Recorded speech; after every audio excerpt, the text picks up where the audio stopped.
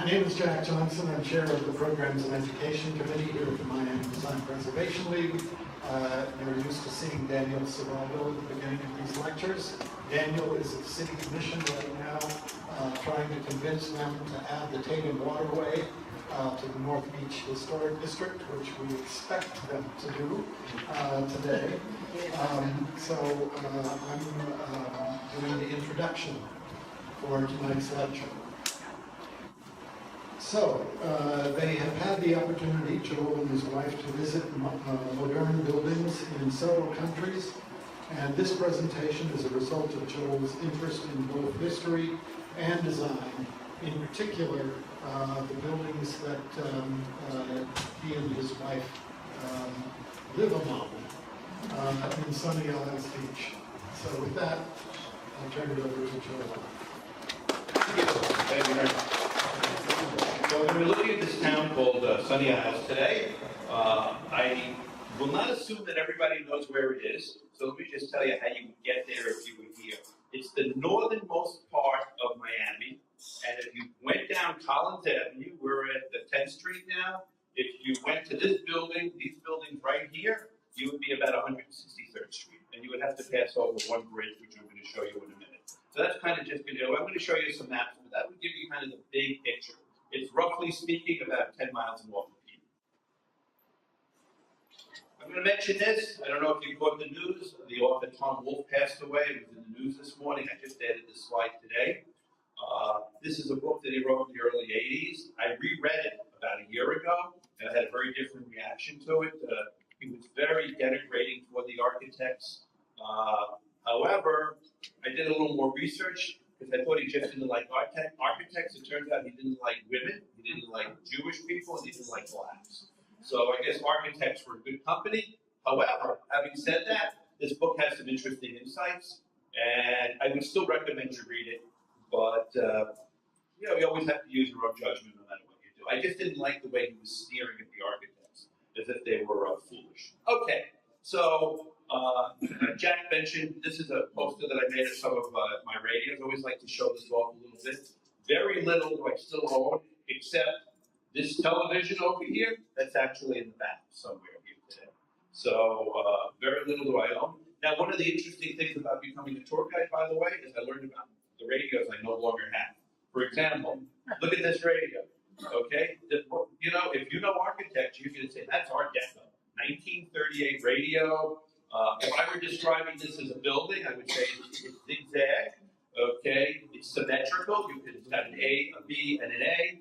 On that speaker section in the lower bottom, you have what looks like eyebrows. It's also very much of the machine age, so they very prominently display the aluminum. This was a very expensive shortwave radio, 1938, and American, by the way, the company's called Hallicrafters, and it really gives you a sense how the United States was devoted to Art Deco in that particular year.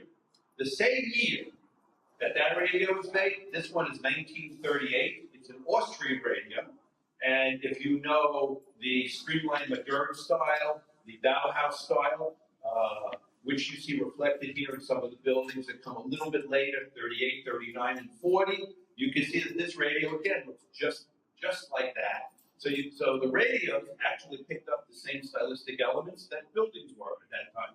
Now, I don't own either of these radios anymore, and I never knew that, any of this, until I became a tour guide.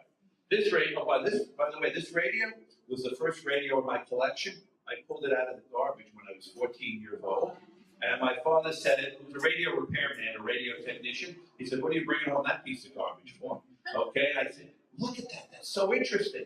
You know, the front here, this was all smashed in, this was all rebuilt later on. And over here where the dial is, you see the little dots? Those were lights that lit up, and each light corresponded to the channel of a locality in Europe before World War II. So this was, and because my father was a technician, and he taught me how to repair these things, and I was an amateur radio operator, all this stuff worked. Eventually, I sold it off. I don't regret that, but can you imagine? After I owned it, I learned a lot about it. Okay, the topic for tonight, Sunny Isles Beach. This is the town I told you about 10 miles north of here. This is a snapshot from the air taken maybe 10 years ago. If you took a picture today, there's another dozen buildings there. Okay, we're going to look at that transition from beachfront sand to what it is today. This is the oldest picture that I've ever seen of this area. One of the interesting things, if you notice what it says Sunny Isles Beach. We tour guides actually use this picture sometimes to describe Miami Beach. Technically speaking, though, take a look at what that postcard says. Okay, Miami Beach. This land was purchased in 1918 by Harvey Baker Graves. 1,900 acres. I'll show you a little bit more about that area. Harvey Baker Graves is the kind of personality that we know a lot about even before you know about it. By that I mean he was a man about 65 years old when he came here. He had a vision. He wanted to build a city. Now, if I didn't tell you his name, you'd probably think I'm talking about Carl Fisher. Okay? If I was giving this presentation in Broward County, you would probably think I'm talking about Joe Young, who developed Hollywood. All three of these men in almost adjacent areas, all three of these men at roughly the same age, they took the fortunes that they had a dream, and they said, I want to do something that nobody else did. And that's why I say, you can tell the biographical details, you don't tell the name, you won't know which of these men, and there were probably others, which of these people developed which area, because they all had a dream. They were going to create something out of the wilderness that was unique and different and enjoyable.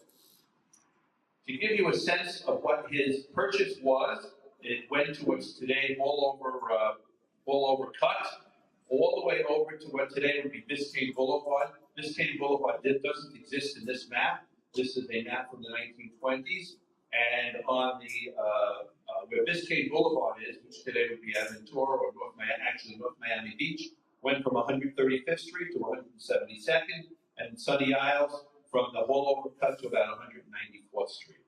1,900 acres, very little of which today is called Sunny Isles, by the way. Only a small fraction. The only fraction that's called Sunny Isles, actually called Sunny Isles Beach, is the strip along the water.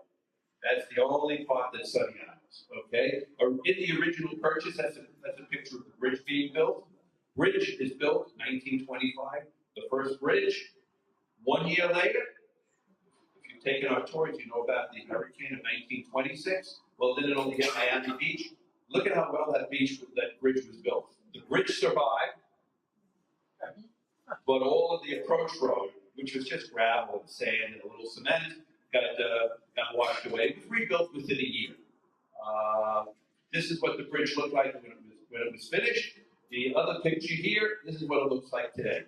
This bridge was taken down 1950. I'm going to show you what replaced it.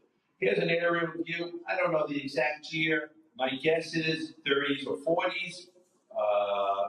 If you know the area, this is Haulover Park today. Okay, so this would be Haulover Park. Right over here, Collins Avenue will exist at some time in the future. It doesn't exist here now. So for many years, there was this restaurant there. The restaurant was called the Lighthouse Restaurant. Called the Lighthouse Restaurant. I'll tell you a little bit more about it. And this road here, this remnant of the road, that's still there. If you've ever gone up to Haulover Beach, okay, I'm going to show you what it looks like. Here's another picture of that area. This is what it is today, where the restaurant was. Now notice over here, in this older picture, there's no sand, right? There's no beach. There's just a seawall. Over here, you have sand, because all of this sand has been added later. I'm going to show you a little bit about that. If you go to the end of Haulover Park, you have the remains of that bridge. So here's the foundation, and over here, here's some of the metal work that was either part of the seawall or the steel supports. That's these remains are called riprap. So that's why I'm using the term riprap. Any of the remains from that bridge collectively are called riprap. A picture later on, after the war, 1950, a new bridge is built right over here. This is Collins Avenue, and the bridge here is taken down, and the road becomes a beach path. There was a pier there for many years. It washed away in one of the storms. There was a sport fishing dock, no longer there. Many famous people, when they came to Miami to fish in the 30s, this is where they went. And names that I've seen associated with it are Robert Mitchum, Ernest Hemingway, Humphrey Bogart. This was a very popular area for sport fishing in the 1930s and 40s. These are two views of the modern bridge, the 1950 bridge. And notice, there are two buildings here, the Kenilworth and the Seaview. The Kenilworth, there's a condo by the name of Kenilworth, but it's not the same building. The Seaview is actually the same building. So if you look at this picture and this picture, there's only one building that's still there, the Seaview Hotel. Here's a picture of that beach bed. So you remember the road? So after the war, after 1950, the new bridge is built, Collins Avenue becomes the road, and this is the beach path. Before landfill, sandfill, this is what it looks like today, and beyond it, in the grove, is 200-300 feet of beach fill that's protecting the road and the town as well, and the sand dune was built. You'll notice that in the original picture, there's no sand. Aerial view, as we come out of the park, this is the beginning of Sunny Isles as a town. This is the beginning of it. This is the first island. This is the island that Arlen House is on. And there's a series of other islands. I'll show you some of the buildings. Similar, not exactly, but the similar view today. So just to show you, these are hotels. This island is undeveloped. This is that same island today. That's Arlen House Condo. Okay? Doesn't look anything like this today, by the way, because this picture is the late 1990s. As we go into the future, you're going to see that all of these low-rise buildings, or almost all of them, were knocked down. We have high-rise condos. Heading north. Okay, everybody knows Morris Lavins, right? Fountain Blue, Temple Menorah. Well, actually, he has one building in Sunny Isles. And the building that he has in Sunny Isles is one of the Arlen House condos. And it's not the most distinctive building that he ever built. The interesting feature here, to me, probably one of the interesting features, is that those balconies kind of almost look like wings. They're not there anymore. They knocked them down and redid them. Okay? But what is there is, you see this shape? Okay? I have a name for it. I call it a concrete wave. You notice how it looks like a series of waves? Well, it turns out that's one of his Morris Lavins' features. I noticed this going up Collins Drive. So take a look at these are all Morris Lavins buildings. I've documented this. So notice the entrance, concrete wave. That's my name for it, by the way, concrete wave. Concrete wave. And some more. Concrete wave, concrete wave. And some more. Concrete wave, concrete wave. So this was one of his landmark features, standard features. All of these buildings are roughly from the 60s. So it appears that in the 60s, this is one of the features that he built into buildings. Whether they have that in the rear, I don't know, because I don't have access to the rear of the buildings. Okay? Sunny Isles, oldest structure that existed. So remember what all of these were. These were groves, these were mangroves. A mangrove, if you don't know, is a tree or a bush that is tolerant to salt water, because these islands were often underwater in high tide.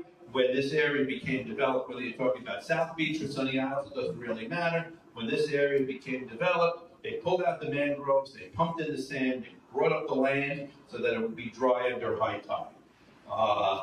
In the case of Sunny Isles, they built a few islands, and then they built bridges. These bridges are built out of the oolitic limestone that is under the sand.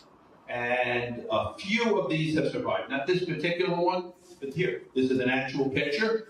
And this is a double bridge. Collins Avenue would be about over here, and back here are a series of homes. So these are two of the bridges. This is the oldest structure. It dates to the late 1920s, the oldest structure in Sunny Isles. There's a picture of one that hasn't survived. I don't know the exact location. This appears to be a fishing bridge over a lake. The oldest building. This building was built by the founder, Bobby Baker Graves, as his own personal home, 1929. Today, appropriately, it's owned by the mayor. And what is not original, by the way, is this wall. This wall was only put up a couple of years ago. I was at a party, and I had an opportunity to meet the mayor and his wife a couple weeks ago, and I was telling her about this project, and she told me something about this wall and why they put it up. people would see this nice building and they thought it was like a public park and they would walk on. She said she woke up one morning and people were taking wedding photos on the wall. So she said after that, she said, we really want our privacy. And they put up this wall. It's unfortunate because it blocks a view of the building. The only way I got a view, the gate is open, because this is after Storm Sandy and they're cleaning it. So that's the only reason I got an opportunity to take a photo of it at that time. Okay, we've now left the park and we're going north, and we're right at the first condo. It is physically the first condo, and it is chronologically the first condo that was built on the water in Sunny Isles. It's also the only condo that retains the name of the hotel that stood on its grounds. So this is the Tropicana Condo, built around 1982. It moved a little bit, I'm sorry about that. It was built in 1982, and there's a very interesting story about this building today. It's next to a building that's under construction called the Ritz-Carlton, and the owners of this building have an interesting situation. The land that the building is on is worth more than the value of the condominiums. In other words, if you were to find a condominium of the size and quality of that condominium, let's say it would be $700,000 in Sunny Isles. But the builders are willing to pay each owner of that apartment about $1.5 million if they sell them the whole building and let them knock down the building. So a super majority of more than 70% of the people have voted to sell their apartments for about double the market value of what they would normally be. However, there's another clause in their contract, in their documents, and the other clause in their documents is that if 10% object, they can block it. Well, the builders of the building next door have bought up 10.4% of the apartment rights, and they are blocking the sale of this building until their building is finished, so they can sell all these apartments and tell everybody every apartment has a view. And the proximity between these two properties is only, they're borderline next to each other, and the way the building's only 15 or 20 feet from the property line, you will eventually have a situation where windows are looking at windows instead of a beach or the park. So they have blocked the sale. I'm sure once the other building is finished, they'll release it, and they'll release it for sale, and another building will go.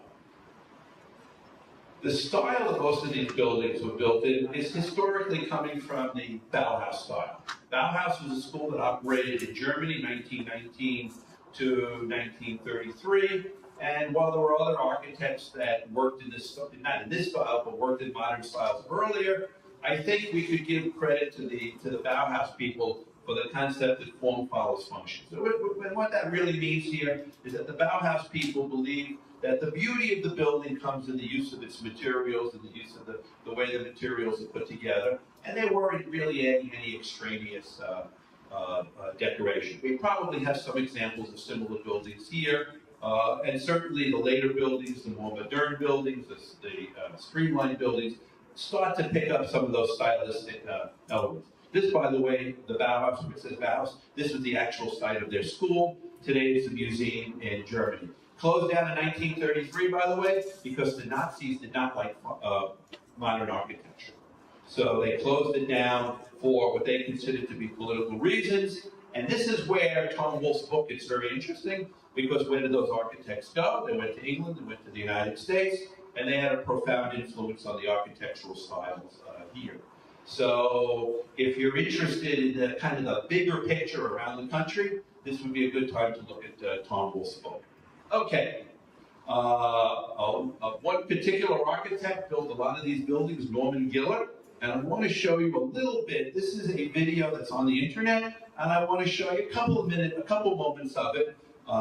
Norman Giller is lucky that while he was still alive, his granddaughter collaborated with him on putting a book together about his experiences. And we're also very lucky because we look at the other architects in this area, and very few of them left any kind of documentation. You got to remember, they didn't think they were building structures that were going to last forever. They didn't think they were building beauty. They thought they were putting up buildings that were right for their time, and when their time was over, something else would be put up here. And very few of them thought that they had a legacy that was worth preserving.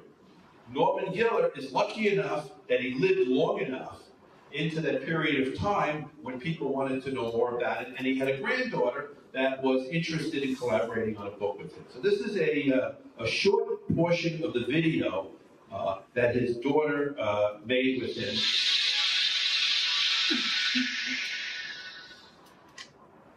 My career, very modern.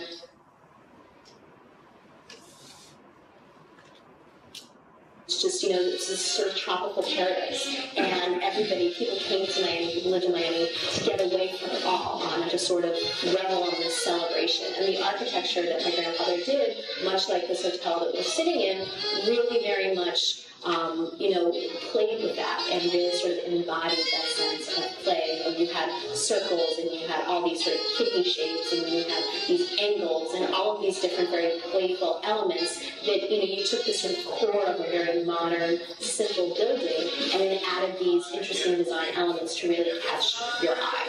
Ira Giller is Norman Giller's son, who has also worked as an architect in the family business for his entire career. Sarah Giller Nelson is his daughter. Okay. If you're interested in seeing the rest of it, just Google Ira Norman Giller, and this will come up. This goes on for about 10 minutes. Very interesting, because this is one of the few places where you can get the perspective of the man who really put up the building. Okay, moving up north. We're all the way up to 157th Street, and you start to see a style that became dominant. You see a style here, that becomes dominant. You see these buildings are built perpendicular to the ocean. They have a lot of window space. In the front, you're going to have an asymmetrical public space. So you have this asymmetrical kind of low-rise, 2, 3, 4 stories maybe, overlooking the ocean, overlooking the public area, a lot of light. That's a very, very MIMO concept, Miami modern concept. Let's bring the outside in, let's let the light in. You also have to remember that they were building these in the 1950s, and that's the decade where we got air conditioning. You enter 1950, and very few buildings, except cinemas. Cinemas were the first buildings in a city or theaters in general, that got air conditioning. But as you go, and that was in the 30s, but in the 50s, you start air conditioning in the early 50s. Probably by 1960, most of the buildings had it. So when you're in a period before you have air conditioning, you're going to really want to have some airflow and some light that's natural. And these buildings were really maximizing it. Okay? This is a Norman Giller. Now, here's an interesting story. When the first motel was in California, 1926, St. Louis Obispo, and what is a motel when you think about it? Okay? Abbreviation of the word motor, hotel, of course.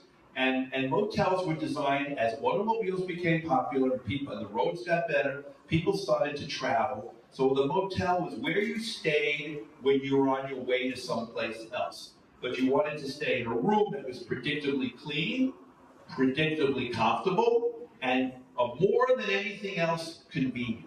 So what did you want to do? You want to just pull right into your parking space, go into your room, spend your night there, get up in the morning, and go on. So that was the concept of motels. This motel here is believed to be the first motel that put in 2 stories. Now, why is that so controversial? Well, because the feeling was up until then that people want convenience. They're not going to be willing to climb up a flight of stairs and take their luggage with them when they're only going to be leaving perhaps the next morning at 7 or 8 o'clock in the morning. So it was a groundbreaking concept to say, you know what? This is oceanfront land. This is too expensive. We got to start building up.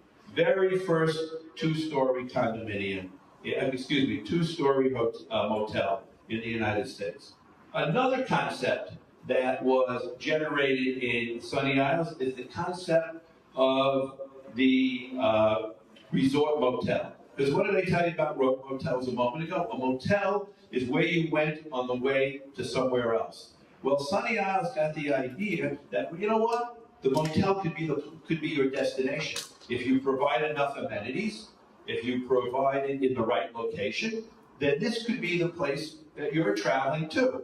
Now you might say to yourself, well, why would I go to a motel when I can go to a hotel? And it comes down to one thing. It comes down to price. This is not the same market as the Fountain. If you were to ever look at the prices whether you looked at them today or you looked at them 60 years ago, you would see a price differential between a motel in Sunny Isles and a room in the Fontainebleau of probably in the nature more or less 3 to 1. So if you had a $20 room in these days, it was a $60 room. I mean, a $20 room in 1960, the Fontainebleau would have been $60 at that time. And if you were on a budget, I mean, think about it today. If you have a choice between $150 and $450, that's a big deal. That's a lot of money. So these were built for people, working class people, people on a budget, unionized workers, school teachers, people with small businesses. They wanted to have a vacation. They wanted a quality experience, but they had a limited budget. And that was the market, the resort motel. Another Norman Giller building. I don't know. Oh, you know what? I did a conversion on this. I have to go back. I'm sorry that some of this is cut off. So this is the Fontainebleau. If you remember your literature from the 50s, Fountainhead. The Fountainhead was a famous Ayn Rand novel. And it was about an architect whose vision was interfered with, and rather than let the bureaucrats tell him how to build a building, he blew it up. So it was truly an architect's story. Of course, it was really a social commentary. In any event, this architect must have been a fan of Ayn Rand because he named this hotel after her book. Now, this gives you another idea of how these buildings started to develop. Two rows of rooms, public areas in between. This, of course, is what's there today. Very little, we're going to come to some buildings that are still there, but very little from the 1950s area survives. Most of these buildings were built in the 50s. I'll show you just a couple a little later when we get a little further north that were built in the 60s. And by the way, you want to know where it is? The street number tells you. 161 is 161st Street. So we started around 157th. We're heading up to about 190th. We're at 161st right now. Now, what I want to point out here is a similarity between this style between some of the apartment houses that are built in the North Beach area and the motels that were built in areas like Sunny Isles. Take a look at this building, okay? Conceptually very simple. Now remember, this is not a hotel, this is an apartment house. This particular building, or buildings of this style, were often built by Gilbert Fine. Gilbert Fine started his career in Norman Giller's office. So who influenced who? I'm not at liberty to. A lot of window space, perpendicular to the ocean. But now these apartment buildings, they have a problem. These apartment buildings don't have any public space. They don't have any common area in them. And yet they want to give you some sense of community. So what did this architect do? They put up these panels that connect the buildings. So if you go into the North Beach area, if you go in, you will see Surfside, particularly North Beach, you will see dozens and dozens. And every one of these, by the way, is different. You will never see two that are the same. And there are dozens and dozens of them. Gilbert Fine was the most prolific of the architects, but not the only one. And just to compare for a moment, okay, you can see how similar. This is a very similar concept, but it's brought down into the housing instead of the hotel. Heading up north, the Trent, a very, very MIMO building, the block windows. You notice in Art Deco, we would normally have eyebrows. Here you get into a block window, a box window, I should say. Heading north, we now hit 163rd Street. This is the original plan. Oh, by the way, people that are in Sunny Isles, if you go to City Hall, they have a history wall there. And the history wall shows you some things that I'm showing you, and a lot of things that I don't, most of what I'm showing you isn't there, and many of the things that they have, I don't have either. I'm not trying to replicate the history wall. This is the one picture I took from the history wall, because I don't see it anywhere. I actually took a photograph of the history wall. And if you know, this is Collins Avenue.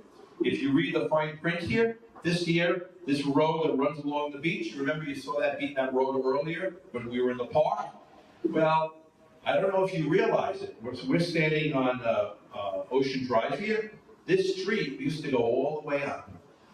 And when there are only, in Miami Beach, there are only two remnants left. You've got Ocean Drive, then it's discontinuous, then you have Ocean Terrace in the 70s. But in fact, at one time, This was all continuous along the beach. What happened is that in the northern area, north of here, the owners of the buildings, they didn't want to be separated from the ocean with the road. And there's a whole story about how Carl Fisher used to come in at night and rip up the road, and the drivers, the bulldozer drivers, would be arrested. He'd pay their bail, and they'd do it again the next night until he ripped up most of the road.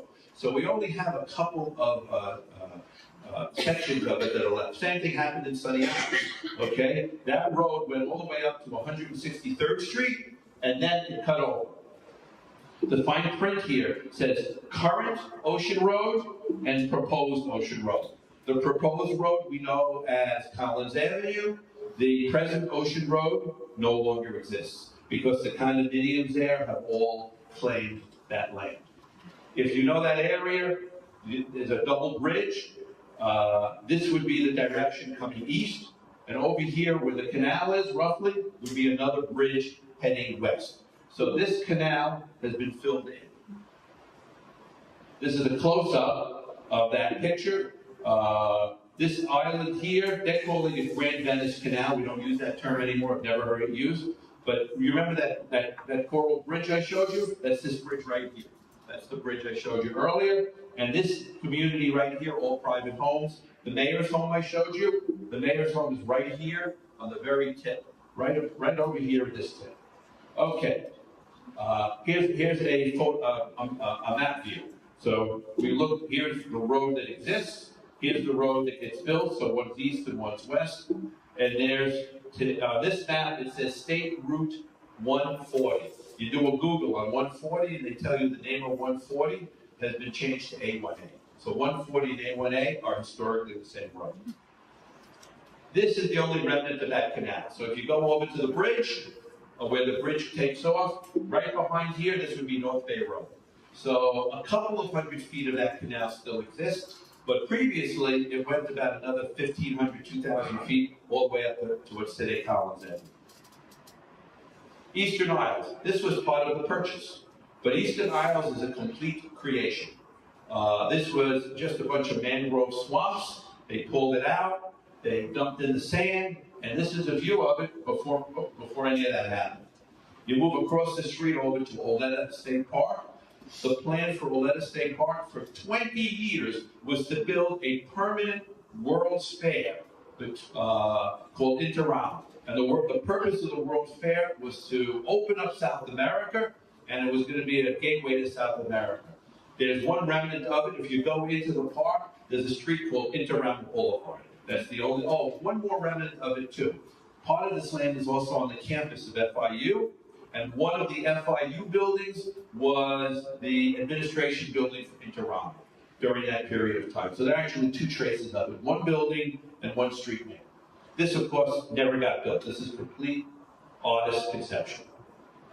163rd Street. So I showed you that beach road a moment ago. So the beach road is back here, the road that goes out. This building here, Castaways, was the most iconic of all of the hotels. This building was so famous, the Beatles, they played in the Deauville on Ed Sullivan's show, I think 1963. When they were done playing, this is where they came to party. It was built by an architect that we don't hear a lot about, Charles McKiernan. We don't hear about, but one of his buildings was just destroyed on one of the Bay Islands. We don't hear a lot about him. He was very prolific up in the Hollywood area, and also he tragically died in an automobile accident when he was about 43 or 44 years old. So I think at that point where his career was really taking off, and he could have had another 20 years of work, unfortunately he never got to make that contribution. So, and he was an architect that really liked to have fun with the architecture. So he built the original Castaways, as this building here, built in a kind of a Neo-Polynesian style. It was destroyed in 1982, why I'll tell you a little later. Okay, and today the Oceania Condo is in its place. And this is where I have to do a little bit of a disclaimer and tell you a little bit of a hypocrite. I talked about preservation, but actually I live over here. I live on the grounds of the Castaways, and I'm getting to enjoy that beach view that everybody else is being deprived of. Okay, couple more things I want to show you. So if you look here, you can see, if you look very carefully, you can see that there's a seawall. And the seawall makes a 90-degree turn right about over here. Well, we still have that seawall. This is the back of Oceania Condo, and our beach path here, our path along the building, is literally above the seawall. And if you look here, you see these little holes. That's where the poles were, the steel poles were that held up the fence. That would correspond to this area right here. The seawall makes a 90-degree turn. This is where it makes a 90-degree turn. It continues underneath the grass. So you can't see it here because it's a little bit under the grass. Occasionally the grass dies, and you can see some of the cement sticking out. Old days, you had a pool. Today, beach cabanas. Here's that other side. This is actually the original Castaways. Castaways is interesting because it was originally built on the intracoastal side, but the architecture and the feel of the place was so much fun that there was more demand than they had rooms, so they ended up buying beachfront buildings and expanding over.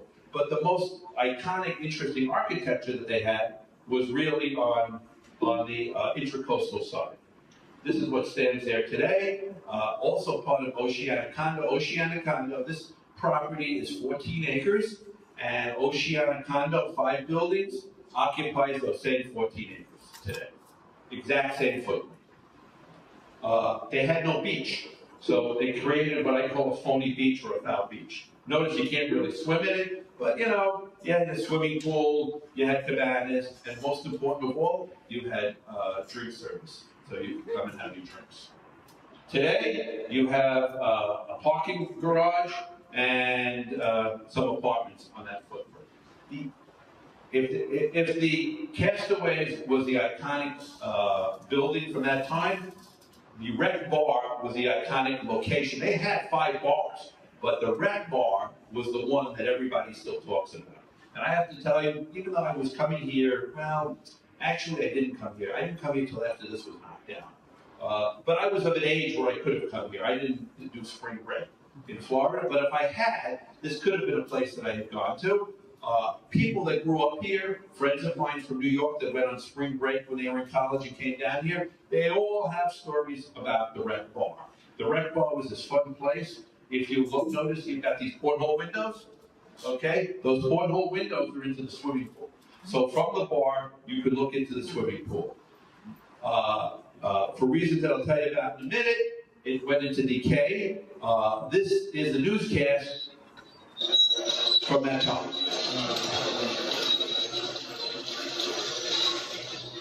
There were 132 resort hotel rooms here, an elegant nightclub upstairs, and the beach's grooviest go-go bar below. They were the jewels of the Castaways Resort in the 50s and 60s. Ooh, not even the waitresses here. I want to tell you, Tourism had done in the whole I'm not going to show you the whole thing. We lost the Europeans because the lacquer went bankrupt, so the English didn't come anymore. The dollar became very strong, and we lost the Scandinavians. Interesting story. So you see the woman that was just, her name is Gertie.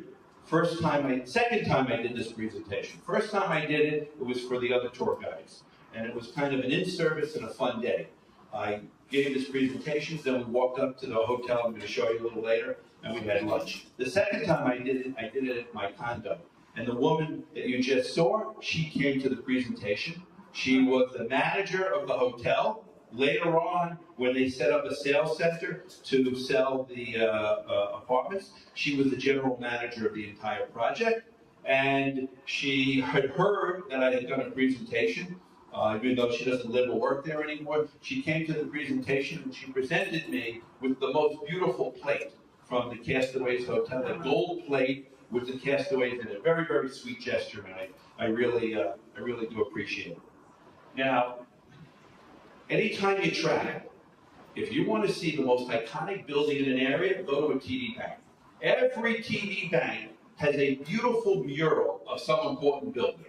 In Sunny Isles, the building they show you is the Castaways Hotel. We have one up here on Ocean Drive, on Lincoln Road. okay? And I forgot what building they had in there. But every TD bank has a beautiful, huge mural of something that's very, very important to the local area. Okay, this is actually a picture of the Castaways being built.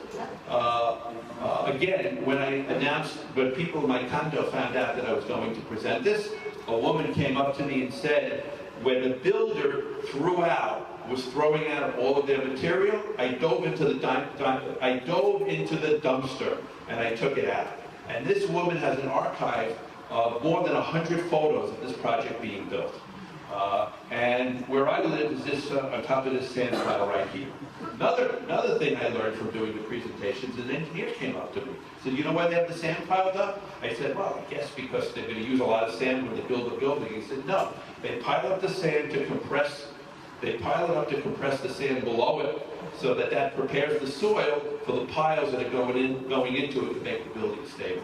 So one of the pleasures of doing a presentation, this happens on tours too. Sometimes I learn something that I would have had no other way of learning. Okay, everybody, I shouldn't say everybody, but many people are familiar with this image. This is an image of a frozen fountain. This particular frozen fountain is 2 blocks from here in the Wolfsonian.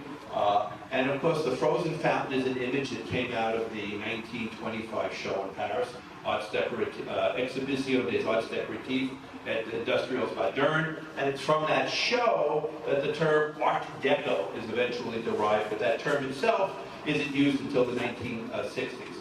But many of us know that the sign or symbol of Art Deco is the frozen fountain. This condo, we're still in the same condo, the Oceania Condo. The condo took a variation on that style. I call this neo-deco, okay? They're not trying to be Art Deco. They know they're not Art Deco. But they're paying homage to Art Deco. Remember, this is 1992. So what's happening here in 1992? This area is starting to really, really appreciate its revival. People are really starting to come back here. Tony Goldman, other investors are coming in and investing some real serious money.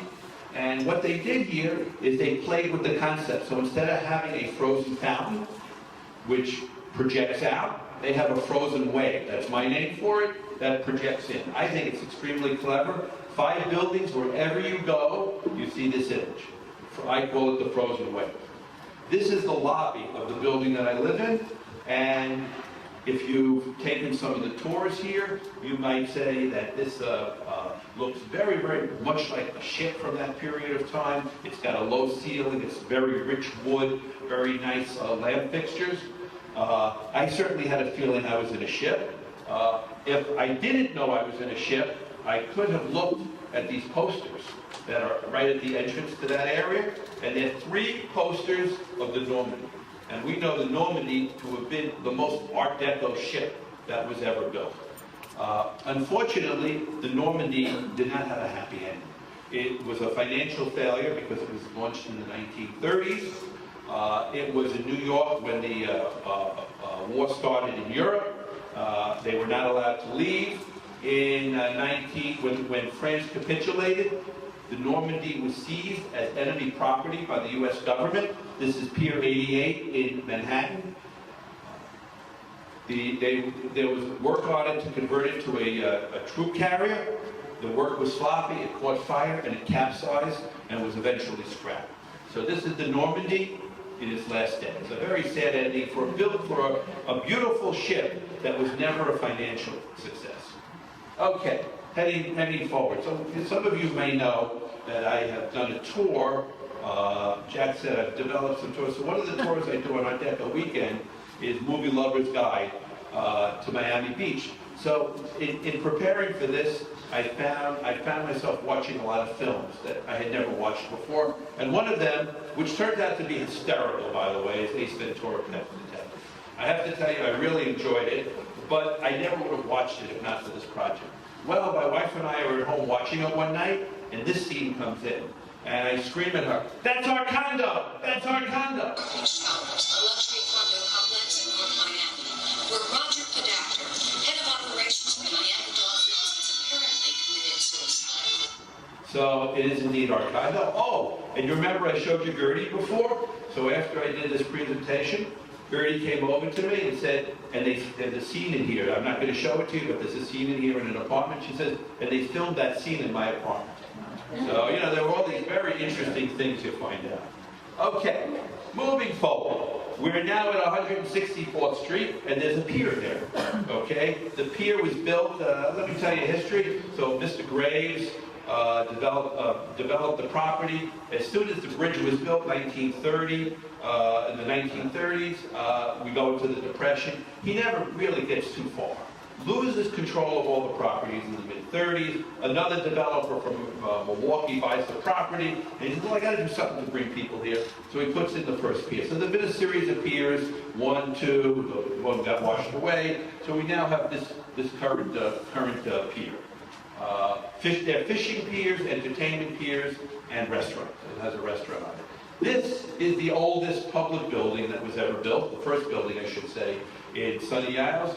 And today, it's next to the pier, and today this condominium, the Pearl, is there. Moving forward, Newport Hotel. I told you most of the hotels were built in the 50s. 2 of them were built in the 60s. This one and another one I'll show you, about 1965 roughly. And notice the similarity to a building I'm going to show you in a minute. Now, what I want to point out is you got a public area here. Okay, here's the public area. By the way, this lighthouse is gone, but everything else is still there. In fact, my wife and I ate in this hotel last Monday, a week ago, a little over a week ago. So it's still very much there, this hotel. Okay, but notice what you have. You have kind of a low-rise building, then you have this kind of a tower here. I'm going to show you another building that's pretty familiar, and you're going to say, wow, a very similar style. Okay, that's the UN building. Le Corbusier and Niemeyer, 2 famous architects. They designed this building. Now I'm just going to switch back for a moment. Very similar stylistically, about 10 years apart. The UN is the 50s, this is the 1960s, but you can see that there's an obvious imitation of that style. The public areas are low-rise, they're asymmetrical. Of course, in the UN, it's meeting space, it's the reception area. Here is the reception area in the restaurants. And then the business tower. What's the business of a hotel? It's rooms. Business of the UN is offices. Another view of the UN. Okay. Moving north. The first hotel that was built in Sunny Isles was called the Green Heron. Not there anymore. The hotel that I just showed you is on the grounds. That's the Newport Hotel, is on the grounds of the Green Heron. This hotel was built, the only hotel they built before World War II, 1938, and it was what is called restricted. And restricted was a kind of a semi-polite word for saying no Jews. Now, they didn't have to say no blacks, because that was so understood, you didn't even have to put that on there. In fact, in most of Miami, before World War II, a black person required a permit to be in Miami Beach overnight. And that permit could only be acquired if they got a letter from their employer. So the hotels didn't have to advertise no blacks. It was so well understood. But they got a little worried about Jews because Jews could pass. Okay? And they got nervous about it, so they would use the word restricted. Sometimes they would say select clientele. If they got very bold, they would say Gentiles only. Here's another hotel, the Versailles Hotel, actual brochure. Not in Sunny Isles, but it's indicative of that period. Okay? Okay. I recently purchased, I thought I'd put it on here, I recently purchased a matchbook, big matchbook, about 3 inches off of eBay. It's for a hotel that's on Ocean Terrace, the Broadmoor, the building right on the corner, and it says Gentiles only on the match case. I bought it off of eBay a couple weeks ago. So a lot of these hotels, restricted. So what exactly did that mean? To give you a sense of it, I want to show you a little segment. This is a movie, same period, 1947, Gentleman's Agreement. I know that movies are in history, and I'm not pretending that they're history, but sometimes they open up a window, particularly if it's a movie from that period. Because this movie, 1947, this movie doesn't know about the future. It doesn't know about the civil rights movement. It doesn't know anything that's going to happen. It's very much a movie of its time. And this movie is about a writer who wants to do a story of anti-Semitism. He's a Christian, and he says, you know what, I'm going to pretend to be a Jew, and and see what it's like, and I'm going to write about it. And he found the experience much more emotionally wrenching than he expected. And this is the scene where he tries to check into a hotel. I'm going to show it to you. Now, this happens to be in the north. This was in the Adirondacks, I believe. But it could have happened here if they had made that movie about Miami. And the reason I say that is that before air conditioning, the hotels in all of Miami and all of the South down here, they were open seasonal, roughly December 1st to April 1st. Then they closed because without air conditioning, this is not a pleasant place. And many of the hotel owners own other hotels up north. In fact, if you know the New York area, you know that there's a hotel, or used to be a hotel in the Catskills called Grocers. There was a Grocers here, okay? It was the SLS a couple of years ago. I think the building is still here. It's changed hands a number of times. So many of the hotel owners had a northern hotel and a southern hotel. And in fact, if you go back to what Carl Fisher was doing, Carl Fisher developed this area to be the winter resort, and he was developing an area up in the north called Montauk Point to be the Miami Beach of the north, where his wealthy clientele were going to go in the summer. So this is a very old concept that you have a northern hotel and a southern hotel, and I think it's valid to show you the scene of a man, Gregory Peck, trying to check into a hotel. How do you do, Mr. Green? How do you do? In answer to your question, may I inquire, are you? That is, do you follow the Hebrew religion yourself, or is it that you just want to be sure? I've asked a simple question, and I can have a simple answer. You see, we do have a very high-class clientele, and well, naturally, then you do restrict your guests to gentlemen. I would say that, Mr. Green. In any event, there seems to be some mistake, because we don't have a free room in the entire hotel. But if you'd like, perhaps I can take you up at the Brewster Hotel down near the station. I'm not staying at the Brewster. But I'm Jewish, and you don't take Jews. That's the reason. You don't accept Jews. Don't raise your voice to me, Mr. Green. Speak a little more quietly, please. Do you or don't you? Mr. Green, I'm a very busy man now. Do you want me to phone for a cab or room at the Brewster? I'll do so. Otherwise. Otherwise, what?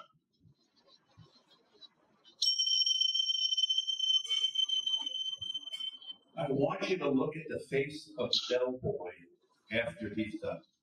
Keep your eye on this guy's face.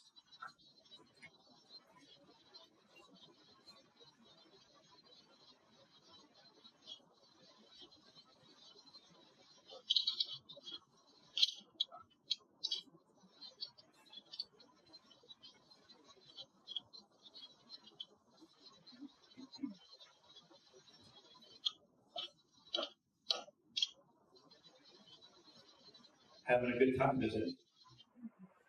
There's a little bit of hypocrisy in all this, by the way. Gregory Peck lived in La Jolla, and it was restricted, no Jews allowed. And La Jolla didn't open up until the 50s. The University of California wanted to build a university there, and the residents were told you could have a university, or you could have restrictions, but you can't have both because we're not going to be able to staff it with the people we want to staff. So the city decided to give up on restriction because they wanted the development and the prestige of having the University of California there. So they gave up on the restrictions about 10 years before it became a matter of law. Oh, another interesting thing I'll tell you, even though it's not Sunny Isles, you know the last city in the entire country that had restrictions against Jews and blacks was Bal Harbour. Okay, and it went to the Supreme Court in 1975, and the Supreme Court took a very funny position. They didn't say that it's actually illegal to discriminate in the contract. They simply said that as a matter of public policy, governments won't enforce that contract. So Bal Harbour, and Bal Harbour, for those of you that don't know, is right up the street, just before the park, just before the cutover, just before that bridge I showed you. It's part of the island of Miami Beach. Interesting story. The last city in the entire country to have that policy. Okay, moving up north, I'm going to show you a bunch of buildings before and after. It's going to get to look a lot very similar. Now, here's an interesting thing. Okay, and I'm going to write the mayor about this, by the way. Okay, so this is the Dunes Hotel, and the only portion of it that has been saved are these hieroglyphic panels that were in the lobby, and today, you know where they hang? Over the entrance to the bathroom in a park. Okay, and the city's got to be able to do better than that. So I'm planning to write them a letter, okay, and ask them to come up with a better location than that. It's interesting though; it's the only remnant of that hotel that survives. Okay, moving north, some more hotels. You can see that style, the common area, the towers. If you were back here, in the back there, you would have two towers, a common area between the swimming pools. All the rooms have an ocean view. They're getting the light, they're getting the air.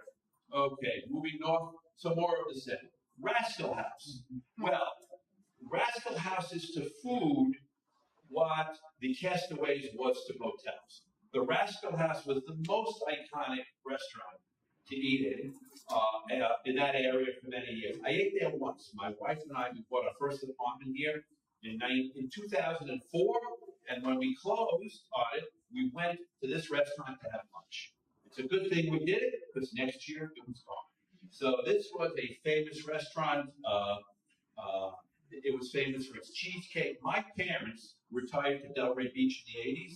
They had friends in Aventura. They used to come from Delray Beach to eat at the Rascal House. That's how popular it was. Okay? Very good promoter, a real sense of fun. And that's, you remember what Norman Gillis' daughter said? What did she say? These places were all about fun. These places were all about feeling good. So if the motels were a place where you felt good when you played, these restaurants were a place that you felt good when you went to eat. Okay, moving north.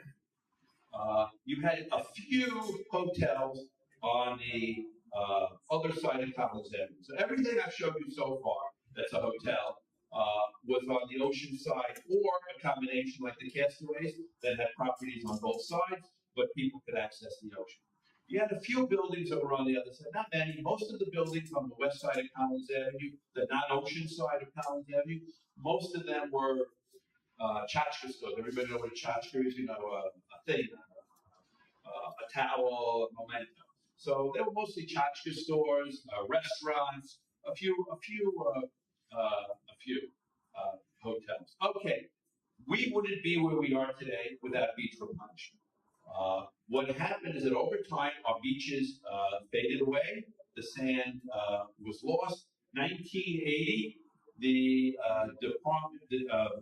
U.S. government signs a contract to provide beach replenishment for 50 years. So remember, only 12 more years to go.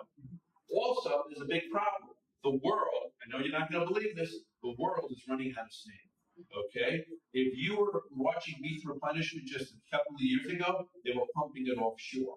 I always think the sand in the desert is smoother, and it doesn't adhere to other sand, and it doesn't adhere to concrete construction materials. The Chinese are using in 1 year now the amount of sand that was being used in 10 years by the rest of the world. So the world has run out of sand. I was telling this story on one of my tours. I mentioned that Saudi Arabia comes to the United States and to the Bahamas now to buy beach sand. And, the idea of Saudi Arabia having to buy sand is kind of like, Alaska having to buy ice. I mean, it just boggles the imagination. And somebody came up on my tour and said, "You're not going to believe this, Joel. I was flying down here yesterday, and I'm sitting next to a man. And I say, 'What do you do for a living?' He says, 'I'm a sail merchant, a sail broker for Saudi Arabia.' So he says, 'I can't believe I heard the same story in 2 days.'" So the world is running out of sand. But this is going to give you an idea. I'm going to show you a couple of before and afters. Okay, pretty dramatic stuff. Look at that. That's the barges. These were just big vacuum things. Vacuuming it off the bottom of the bay, and then the ocean, and putting it onto the beach. And there's another view, okay? So you could see that this is quite a dramatic difference. And that contract that I mentioned, he was still active, and we're getting beach replenishment every couple of years. You just walk right out of here, you'll see that limestone wall that you think is separating the pavement from the beach. That's the seawall. So before you had beach replenishment, that's where the ocean could come up to. Okay, moving forward. Now, Sunny Isles. I gotta give the city of Sunny Isles a lot of credit. Sunny Isles had no access points when it was all motels. That is, the beach, the hotels claimed the beaches as private. They wouldn't let people come over their property line, and you didn't have beach access unless you stayed at a hotel or you somehow got over that line. Once you're on the sand, it's questionable whether they can stop you. But the city, when they gave permits to build the high-rises, they require every high-rise to cede a certain amount of land. So this city of about 2 miles has 15 beach access points. It also has bathrooms, and they built several garages. Now, one of the places that I've been giving this lecture to is some of the condominiums. And one of the things I tell people, I mean, let's face it, I live in an oceanfront building, and I would love to have a private beach. But a private beach is very, very bad public policy. It's bad public policy because if you restrict access to the beach for people, then everybody else in the community that doesn't have access to it, everybody else is going to say, well, why do I want to pay for beach replenishment so those millionaires can have a nice beach? And it's very interesting to watch the reactions of people because first, when I start to talk about public access, for the people that live on the beach, their eyes start to roll. But when I mention that restricted access is bad public policy for everybody, I see heads nodding up and down, and some people I can hear whispering, I never thought of it that way. So, but it's true. This city did an excellent job of providing access. We also have about 1,000 parking spaces, and it's $1 or $2 an hour to park. It's not an outrageous price. I went up to Boca Raton one day with my wife before we were living here, okay, and I pulled into a parking lot. They took a city, a town parking lot, Boca Raton, not even a private lot. They took $30 from me 10 years ago, and after I paid the money, the woman says to me, oh, I don't know if you'll be able to find a parking space. It's very crowded today. So, that's the policy of some areas. I have to say Sunny Isles has done a really nice job of giving access to people. And remember, who's going to use those parking lots? The island, 3 miles long and 1,000 feet wide. There's nobody in that town who can't walk to the beach unless they're disabled. Okay? So the parking lots are entirely for the benefit of people that don't live in the city. Okay, moving up north. Another thing the city did is they built a public park. So they purchased a couple of the motels, and they built a public park, and they provided free big beach chairs for the residents in this area, bathrooms and so on. So this is an actual beachfront park that was at one time a couple of hotels. Okay. Oh, that's on I call it the Mino style bathroom. I have to give them another credit. Okay, instead of they're putting up nice looking buildings. I think they're nice. I mean, again, you look at that. I call it Mimo style. It's not really Mimo, but it certainly is from that style, and it's attractive, and the colors are nice. And again, what is Mimo all about? What did Norman Giller's daughter say? It's about feeling good. Okay, moving north, a Walgreens. The Monaco. If you've been up there, this is the biggest question mark. I don't get this. Another property owned by a developer by the name of Deezer. When it was open, it was a dump. I mean, it was really a dump. You used to read the reviews on TripAdvisor, and people would say, I needed a room by the beach. I figured out how bad could it be. When I saw the cockroaches on the ceiling, I realized how bad it could be, and I checked out. It was a disgusting place. There was an explosion in a condo next door. Some of the concrete fell down into this building, so this building is closed, but there's no sign of development. I just don't get it. It was a dump when it was open. It's a bigger dump when it's closed. This is a $200 million property, and it's sitting there vacant with no use at all. Okay, so how did Sunny Isles get to be developed? I'm kind of going chronological. Well, we know, if you've taken any tours here, if you know the history, you know that before World War II, most people that were coming to Florida, if they were on a limited budget, they were coming down here to the South Beach area. We had a lot of hotels, particularly the 3-story hotels, that were being built for working class people, people that were unionized. I once did a calculation that an industrial worker was likely to have made about $2,000 a year, and it cost about $150 to spend a week here. So about a 1-week vacation was about 1 month's pay for a unionized worker in the 1930s. And how did people come in those days? They came by train, primarily by train. The train came into Miami. You then had a trolley that went across the causeway, and it went right up Collins Avenue. So many people were coming here by public transportation, and while there were cars on the street, yeah, way less crowded than it is today. I mean, there were certainly some people with cars, but it wasn't the predominant mode of transportation. After the war, everything changes, and it changes for a couple of reasons. This is one. Viva USA in your Chevrolet, America, that's the unicorn. Drive your Chevrolet through the... If you're my age and you grew up in New York City, you know this, not New York City, in the United States, you know that too, because it was on television all the time. The other reason the interstate highway system was built, Eisenhower was the supreme commander of the Allied forces in World War II. The Allies conquered Germany, and the Germans had built a road system called the Autobahn. I'm sure everybody's heard about it. It wasn't built to take tourists up to Bavaria on the weekend. It was built to move military material and people, soldiers, from one part of the country to the other. Eisenhower was very, very impressed. He had led a convoy in the 1920s from Washington, D.C. to San Francisco, proving that it was possible to go cross-country by road at that time. It was the first time a military convoy had gone. So he was very interested in the road technology. He becomes president in 52, and notice what the interstate system is called, the National System of Interstate and Defense Highways.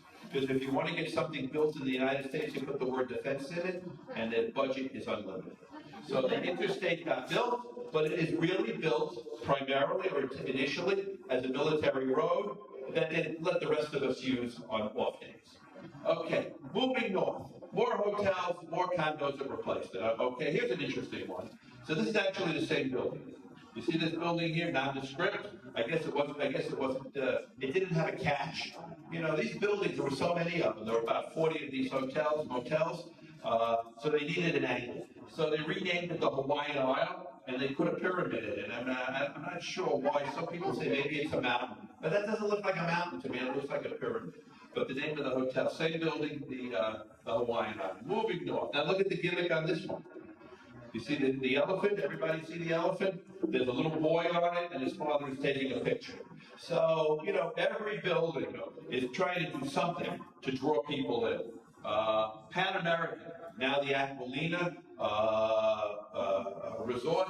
This was the other building, and this is according to Seth Branson's book. This was also a restricted hotel. Most of these buildings were not restricted. Of course, restricted becomes illegal with the Civil Rights Movement in around 1964, but until that period of time, there was no law. You could determine, actually, Miami Beach passed a law, I believe in the late 40s, that said you could no longer advertise that you were restricted. It didn't actually mean you couldn't have that policy. You simply couldn't advertise. But this area wasn't part of what we call Miami Beach City, and they probably had no such law. Whoa! So what happened? This area goes into a decline in the 1970s.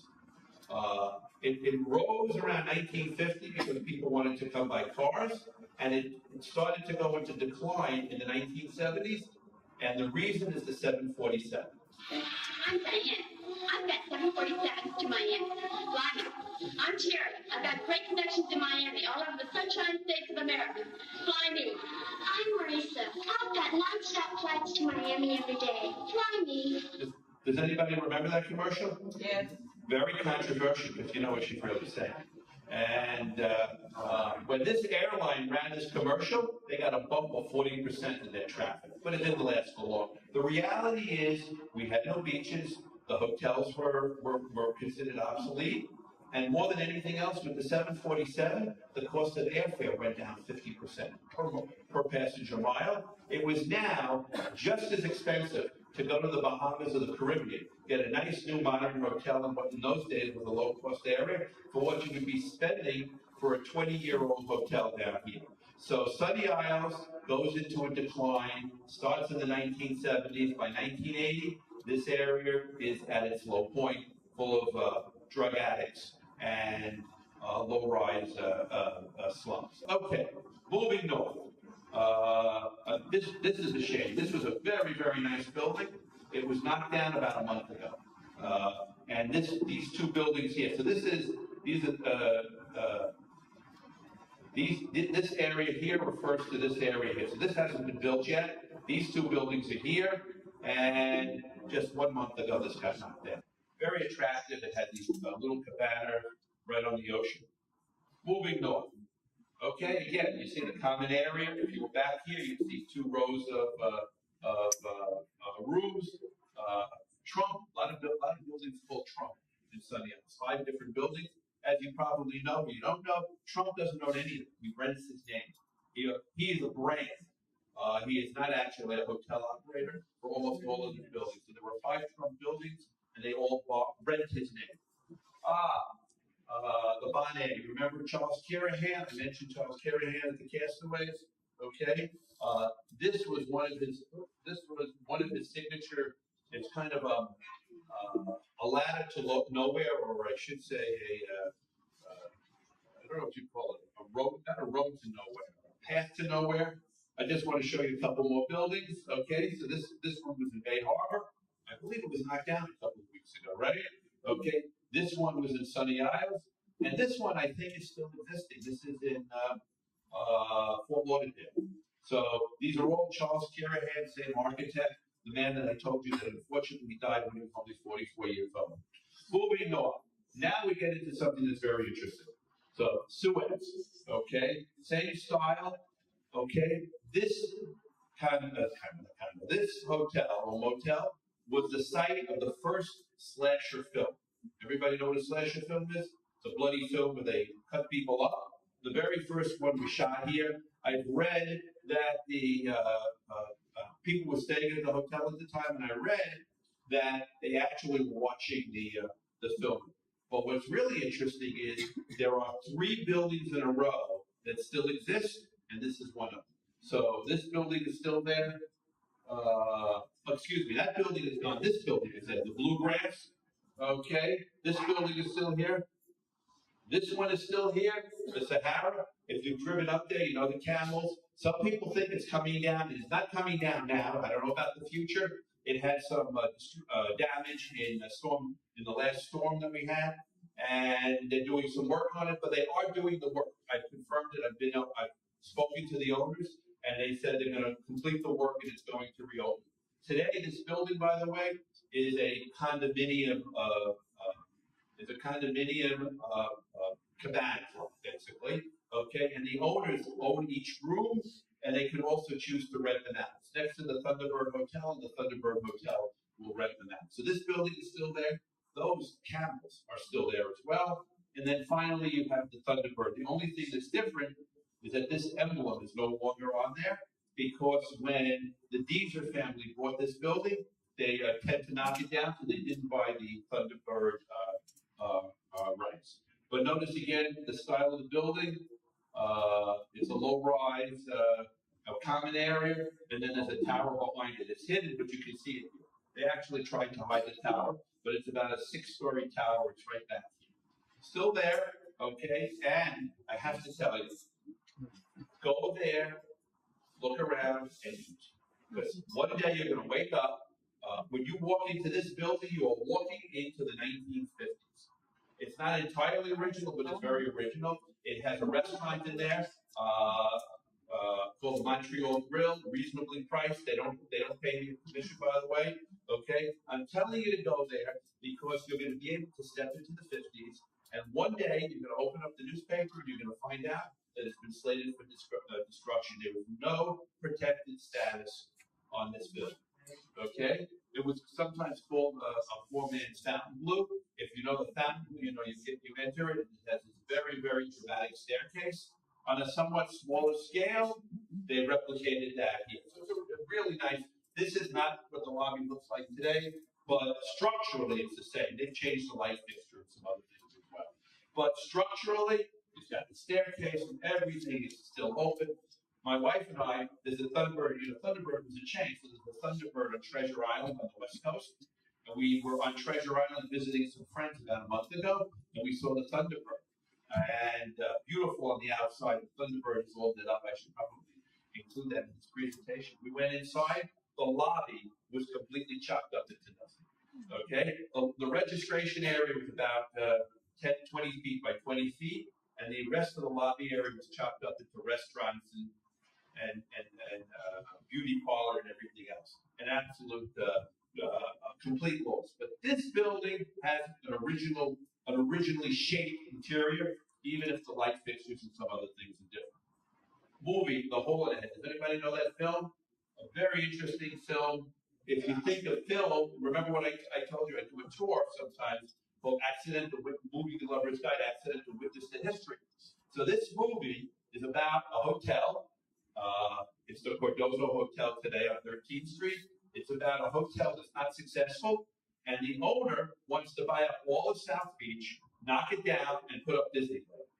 But the movie opens, it doesn't open in South Beach, it opens in Sunny Isles. And the reason it opens in Sunny Isles, because in 1960, when this film was made, Sunny Isles was the place to be. And he's giving you a contrast between where he is, enjoying himself, and where he works, which is at an unsuccessful and failed. Thunderbird.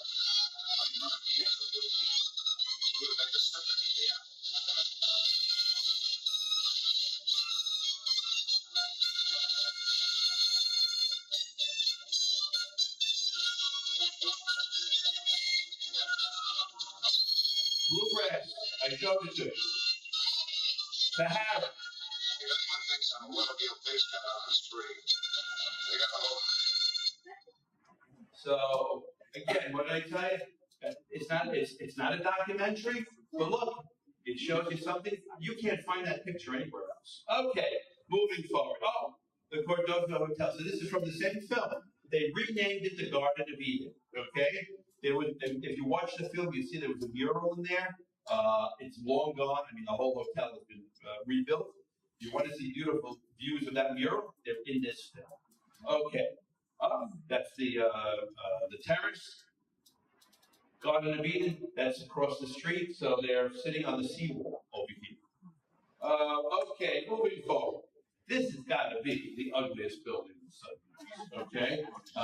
It's the Porsche, you call it the Porsche Center, and I suppose it's supposed to look like an automobile cylinder. Okay, and then it's got these would be like the cylinder rings, if you know what goes around a cylinder. And then you have some rods over here that look kind of like the push rods that push a cylinder, but it's an ugly, ugly building. It has a big wall that separates you on the street. There's nothing about it that I like it. It's stated to claim, by the way, is that when you drive in, if you're an owner, the elevator, you drive your car into the elevator, and while you're sitting in your car, the elevator takes you up to your apartment. When you get to your floor, it parks you in front of your apartment, and then you can get out of your apartment. So you don't have to be bothered taking an elevator from the garage. It takes you right up. They also call it the billionaire's room, because these apartments, needless to say, are quite expensive. Moving up north. Again, similar design, new buildings. Similar designs, new buildings. A little different design, okay, now a construction site, soon to be new building. Similar style, new building. Now here's an interesting thing. This is an advertisement for 1964.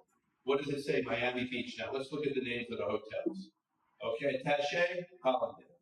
Colonial Inn, Sunny Isles. Desert Inn, Sunny Isles. Diplomat, Hallandale. Diplomat, Hallandale. Golden Nugget, Sunny Isles. Seabreeze, Sunny Isles. Sunny Isles, Sunny Isles. Waikiki. I'm not showing you every hotel, by the way. I'm just showing you a lot of them. So, this advertisement, notice that the word Sunny Isles doesn't appear anywhere in it. Why? Because even when this area was in decline, where did people want to go? What had the image of the glamour? What did people know? They knew Miami Beach. So even when you weren't in Miami Beach, you advertised that you were. Okay, moving north. Well, this is familiar to you now. 2 days of hotel rooms, a common area. And what do you have there? Not surprising. New building. New building. New building. Now here's a funny one. Blue mist. So, okay, and it has these mists of the maids. Maids of the mist. Anybody know what that is? Anybody guess? I'll tell you what my guess is. And this is, by the way, it's just a guess. You go to Niagara Falls, the ship that goes underneath it, look at the name, Name of the Mist. Now, you might say, well, what's the connection between Niagara Falls? It's the same class of clientele. My parents were the kind of people that didn't vacation here, but they could have.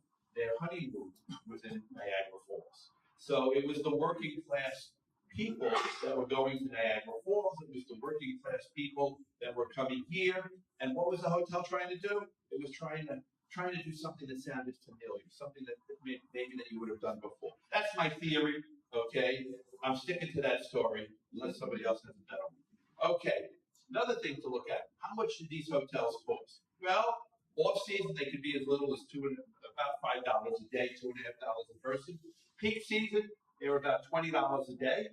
You adjust that for inflation, it's about $140 a day today. So here is the Thunderbird, right? The hotel I said you all should go to and eat at, look at, walk around. Look what a room costs now. This would have been last December, $130. So basically, you adjust for inflation. This hotel, and by the way, it's a nice hotel. I would stay there if I were coming here, if I didn't live here. Nice pools right on the beach. You know, not bad for $130. You know, I travel and I stay at a roadside Marriott courtyard. I pay more than that, and I'm only looking at the interest rate. Okay, moving on. The other hotel that's left. Okay, also about mid-1960s. Still functioning as a hotel. It's changed its appearance a little bit, and it's a condotel. Now, what a condotel means is that each room is owned by individual investors. So it's not owned by a corporation or a single individual, and then that individual, depending on that contract, has the right to perhaps rent the room out. I should say, has the right to stay in the room no more than 30 days. In most cases, and I've been told that by somebody who owns an apartment here, except for about 10 of the rooms, you cannot stay in those rooms more than 30 days a year. The other 330 days, it has to be available for the rental market. And the reason I know this is that I know somebody who bought one of the 10 rooms that has no restrictions, and he's lived to regret it. And the reason he lived to regret it is at first he thought he was getting this really good deal. He was getting all the oceanfront facilities, and I think he paid like $40,000 or $50,000. And then came the assessment. They needed to fix up the hotel. And when you have a hotel, every room has to look the same. You have to pay for the lobby. He said, well, I don't use the lobby. They said, we don't care. He paid $50,000 for the apartment, and they just gave him a $50,000 assessment.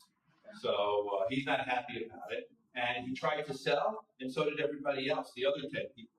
So he can't even sell it for what he paid for, because the assessment is more or equal to the value of the apartment.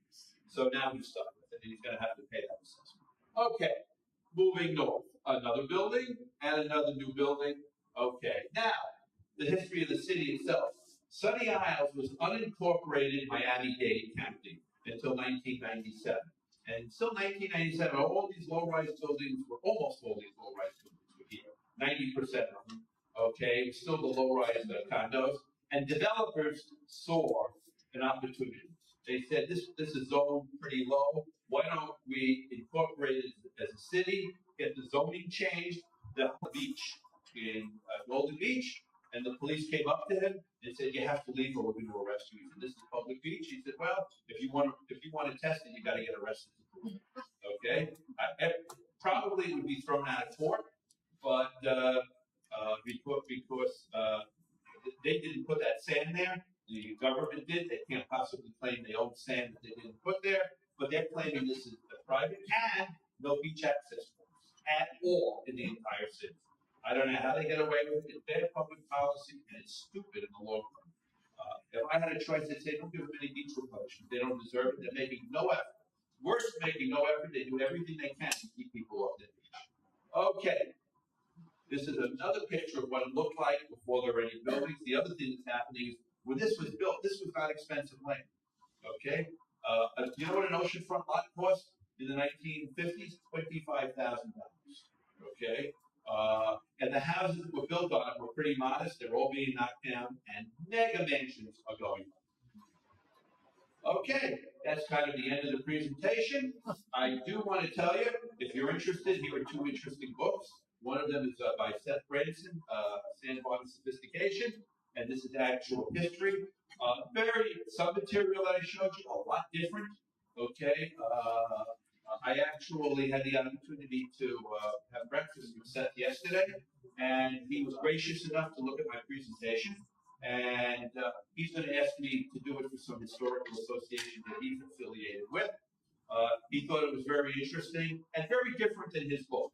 Okay, so one might think of these as complementing each other. The other book is, remember I told you Norman Giller and his granddaughter wrote a book? This is the other book, Designing the Good Life. Okay, what's the difference between the two books? This is a history of a town. This is really a history of architecture. Okay, a lot of that architecture was Sunny Isles, but it's architecture, and I'm not saying there's anything wrong with that. I'm simply saying that these two books have a different focus. Each focus is interesting and useful, but they're very different.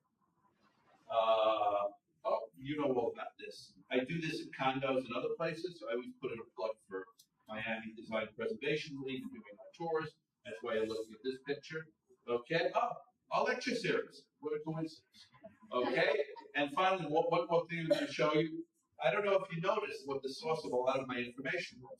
Postcards. So the way I got into this is I started buying postcards. I actually went one morning, I was on my bicycle. I was over at Lincoln Road where they had that antique mall on the weekend, and I went up to a guy who had a lot of postcards from Sunny Isles. I think I bought 11 of them for $21. Okay, and I was hooked. Now you got to remember, I was the guy that used to have 800 radios. Okay, so I don't have the 800 radios anymore. Somebody asked me, "What do you collect today?" I say, "I collect information." Okay, but I also managed to collect. I went on a website called Hip Postcard, which is eBay of postcards, and I went on that website and I bought about another 50 or 60 postcards. So a lot of what you're looking at was postcard history, and that's a very, very lucky history to have. Sunny Isles, NBPL, has a postcard archive of South Beach, and I believe we have about 1,000 postcards on that archive. Is that correct? Yes. Yeah, about 1,000, and it's online. You can see all of these pictures online. They don't have, and I'm probably going to donate at some point my collection when we're ready to digitize it, so that I want it preserved. It's more important that it be preserved than I have access to it. Because, I'm 65 years old. How many years ago I had access to it. It's much more important to get it into posterity. What you're looking at is a poster that I made up of some of my postcards, and it tells the story. Starting at the beginning, here's the pier. Now, Castaways, this should be familiar to you. Some of the hotels, a couple of brochures. Here's the Rascal House, the Thunderbird, and a couple more hotels. So this is a poster I made up, and I put up in our apartments. Also we have a club, and it's also in our club. And that's it for today. Thank you.